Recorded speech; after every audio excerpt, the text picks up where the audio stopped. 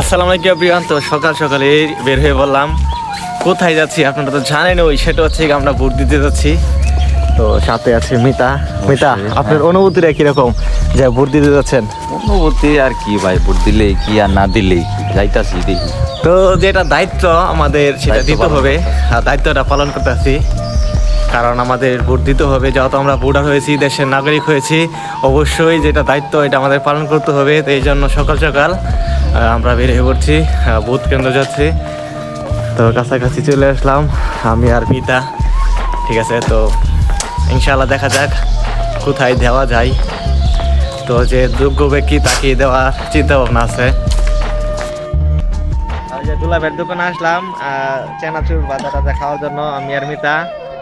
আপনারা একসাথে ঘোরাফেরা করতেছেন, আপনারা চলে আসেন, যারা ভোট দিচ্ছেন ভোট দিয়ে চলে আসেন। দুলাভাইয়ের জায়গায় দোকান রয়েছে, ঠিক আছে। তো আপনারা আসেন, আইসা দুলাভাইয়ের কাছ থেকে চানাচুর বাজার খেয়ে যান, নাকি দুলাভাই? তো আপনারা চলে আসেন।